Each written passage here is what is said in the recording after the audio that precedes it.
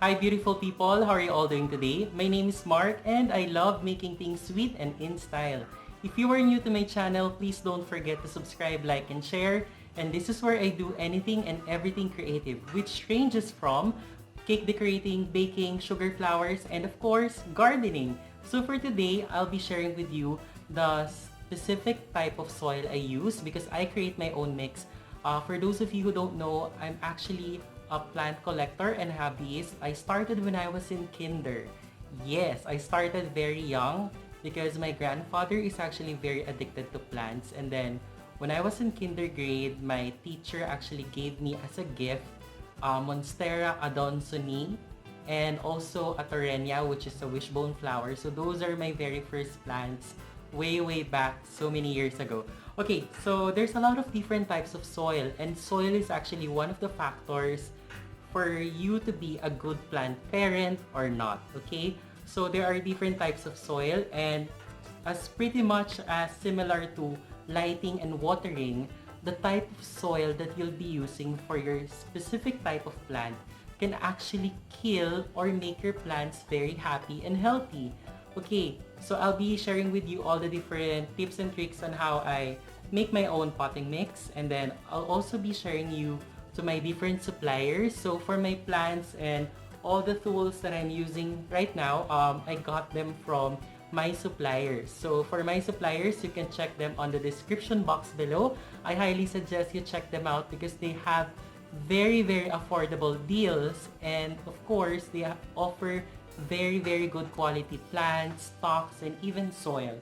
Okay, so the different types of soil, there is sandy soil. So sandy soil, this is the basic kind of soil that you can see on deserts. This is very poor, it's dry, it drains very fast, okay? So it's not really advisable for houseplants. However, you can add amendments. So I'll be discussing later what are the different amendments that you can use in order for you to improve your soil.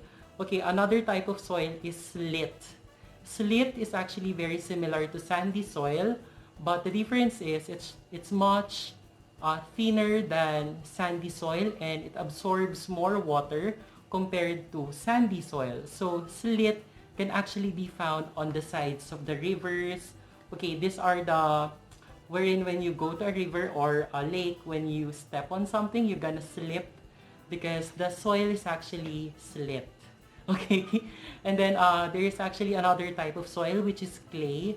Clay is by far, I would say, not the best type of soil because it's very compacted.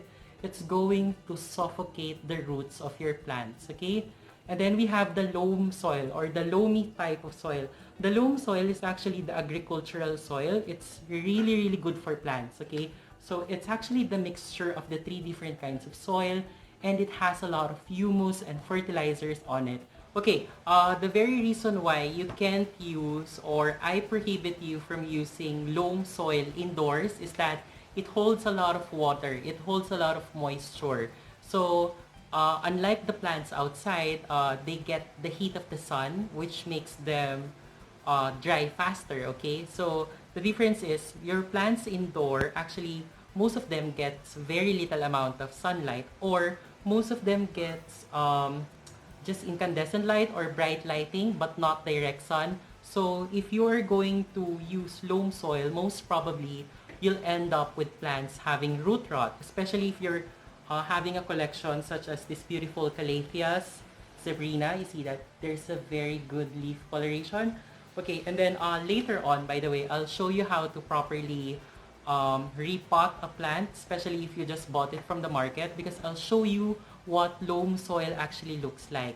Again, it's good if you're doing gardening outdoors, but indoor, you need to create a different type of soil which is more aerated so that it dries faster, okay? And also, if your soil is more aerated, your plant's roots can actually have more oxygen, therefore they would push you more lush growth, and then they'll give you such beautiful flowers, okay? So with regards to the lighting, we'll have a separate video on that, which will be coming up very soon.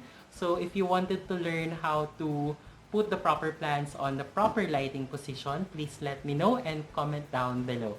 Okay, so right now, I'll be showing you how I actually mix my soil.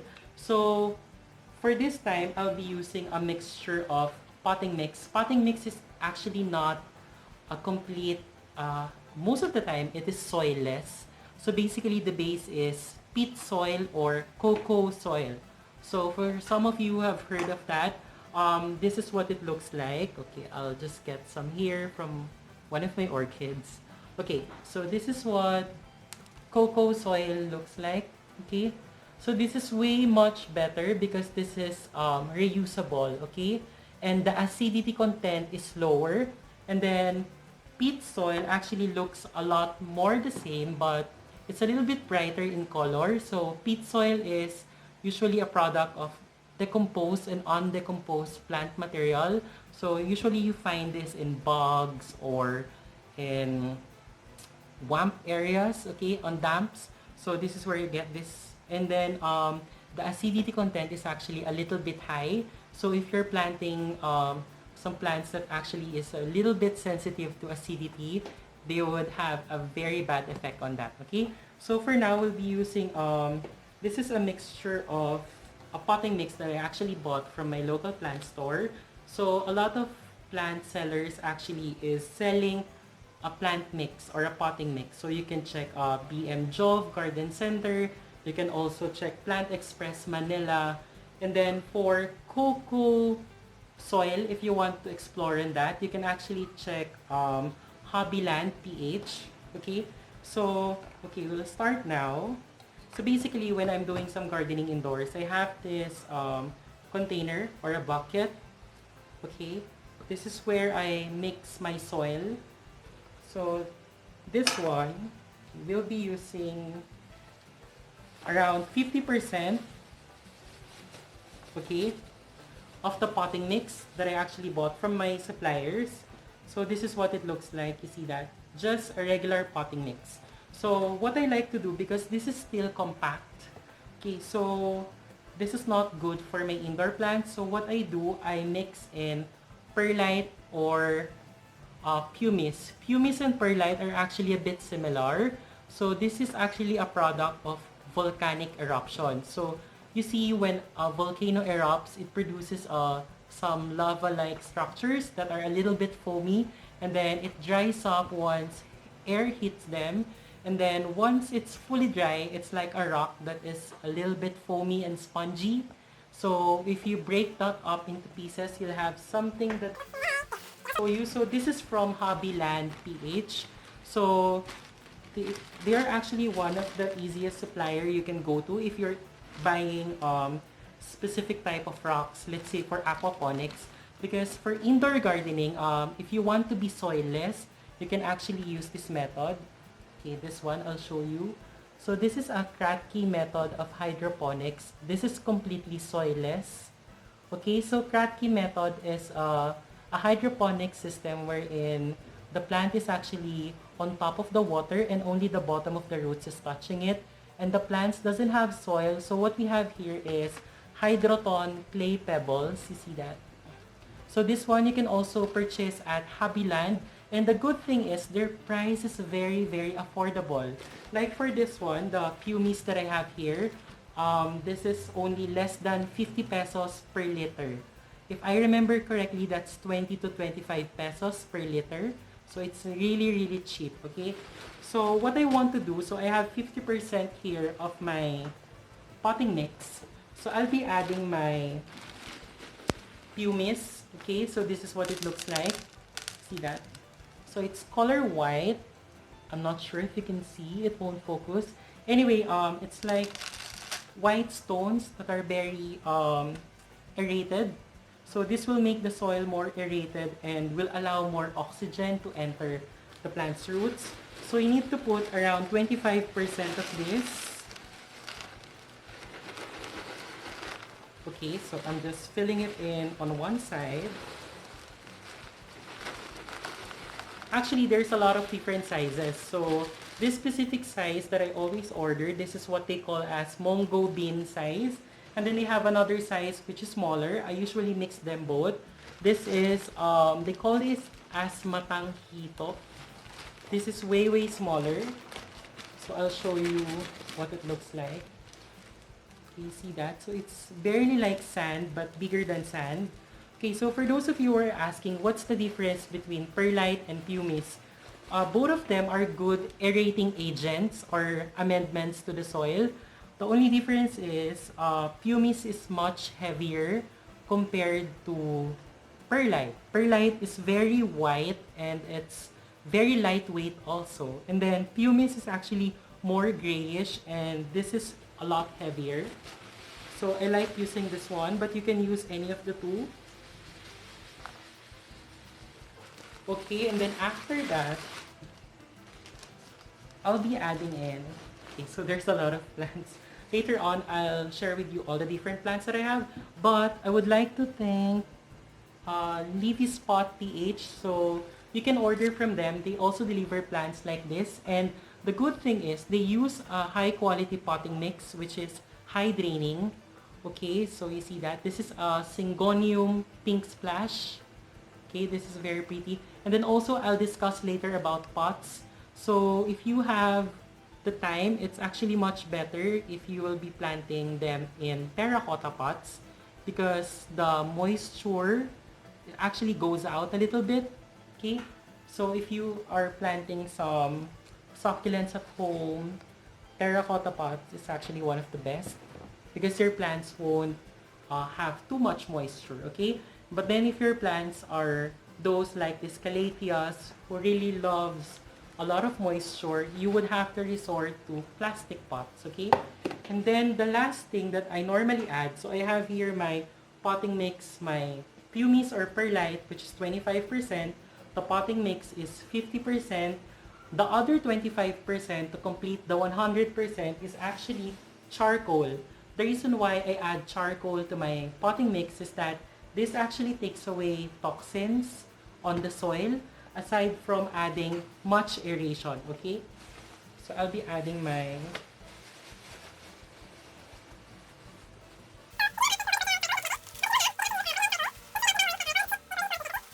okay, and then after that, this is what it looks like. You see that? So 3 different colors. So you need to mix this. Normally, I love mixing by my hand. So I have the feel of the different textures. So this is a very fast draining mix. So this is what I use for most of my house plants. Okay, so let's say for example, your plants are, let's say for example, you're planting succulents or plants that actually retains water on their leaves or their stems like this Sansevieria. You would have to adjust the mixture by adding more aeratable materials such as more perlite. So you can change it instead of having 50, 25, 25, we can actually make it 50% perlite and then 25% soil or potting mix and then another 25% of charcoal. Okay, so that it's more fast draining. So basically, it's gonna be like this. So this is what your soil should look like. See that? It's not pure brown. There's a lot of color, okay? So you'll see that there's a lot of different textures going on. This is what the plants really love. The very last thing I do, I actually have here, this is Nutri-Coat. So this is a slow release fertilizer I use for my indoor plants. I bought this at a garden center at Cubao Farmers. So if you want to purchase very affordable plants, they have super affordable deals of plants out there. So I'm just gonna add very little of this Nutri-Coat because this is a slow release fertilizer. But we'll have other videos on actually how to create your own organic fertilizers at home because this is actually a synthetic fertilizer. Okay? So once it's all mixed, we'll be back and I'll show you how to properly plant this plant and another Calathea roseoptica.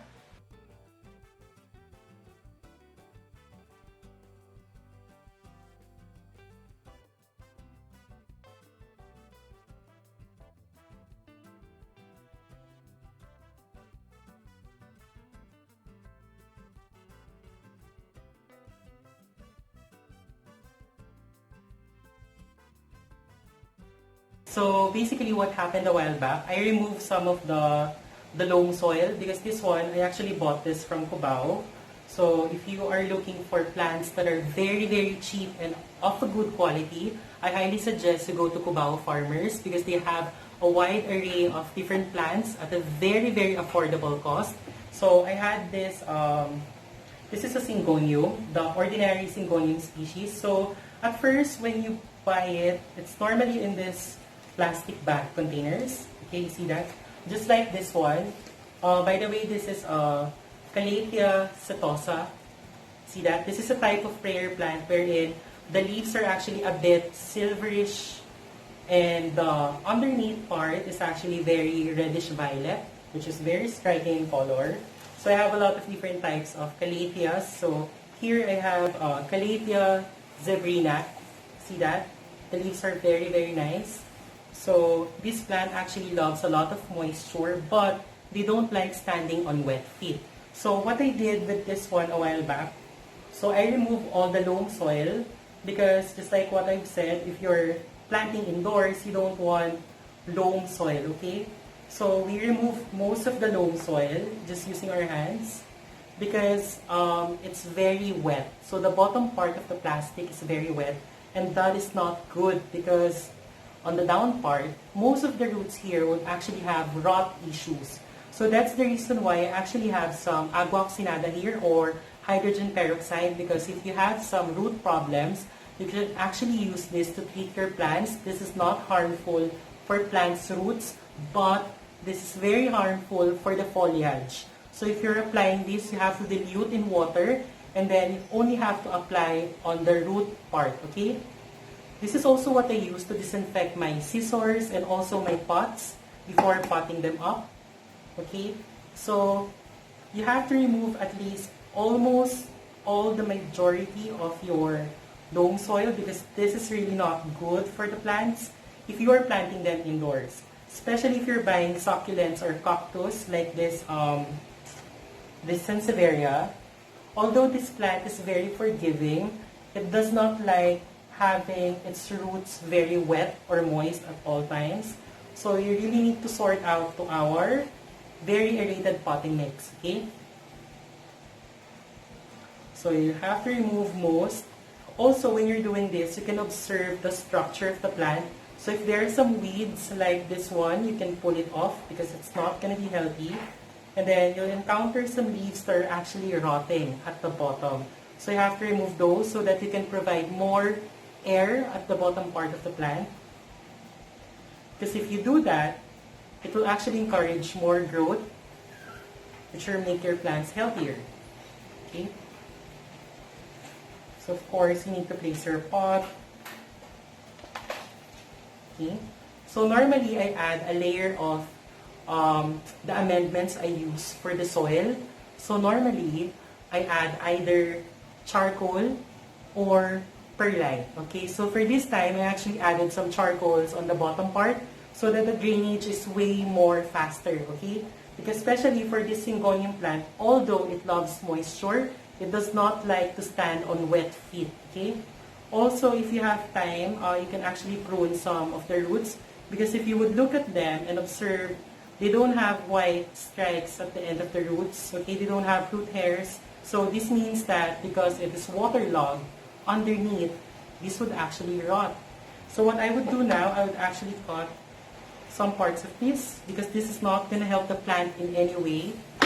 Okay, so I have to remove those.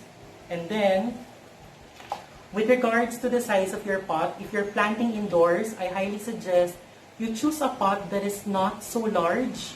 Okay, because the larger the pot, there's so much moisture going on. So if the smaller the pot, or let's say just the right size, you see that, it's pretty, what's going to happen is the moisture that's actually retaining on the soil is not too much, okay? So your plants would have lesser chances of having root rot, okay?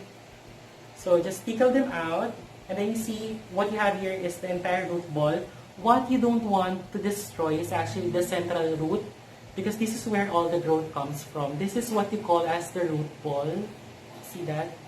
This is where everything comes out. New leaves, new roots, it comes out here from the center. This is like the heart of the plant. Okay, so Just need to put a lot of soil. Just the right amount. Okay, see that? Around 1/3 of the pot. Okay, and then you need to measure your plant. So it stands, okay, that part. And then you need to cover. When I'm gardening, I always use my hand so that I get a feel of the soil, if it's moist or if it's too wet. You don't have to be afraid of the soil because actually there's a lot of good creatures that actually lives on the soil, like our best friend earthworms and millipedes that actually eats a lot of decomposing materials. Okay, so my advice, after you filled it up, never ever press it compact, okay? You just have to give it a light tap, like that. Or if you have a sturdy table, you can actually just tap it over like that, okay? So that your plants are not well pushed at the bottom because that's gonna clear out the air pockets that you want and the aeration that you want, okay? So there you have it. This is how it should look like. You see that the caladium is now very happy. So I'll be trimming off some parts here. So with regards to how to trim your plants properly, I'll have a separate video on that. So again, for today, what we discussed is basically the type of soil that you can use indoors, the type of potting mix that you can actually play around, and then don't forget to check out the description box because I have a lot of different suppliers that you can check out. Oh, by the way, I have another tip. Don't ever forget to water your plants right after you transplanted them or when you pot them.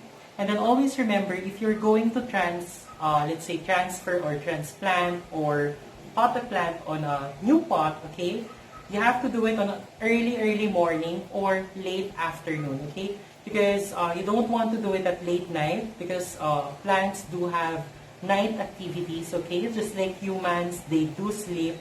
And then don't do it on a hot afternoon.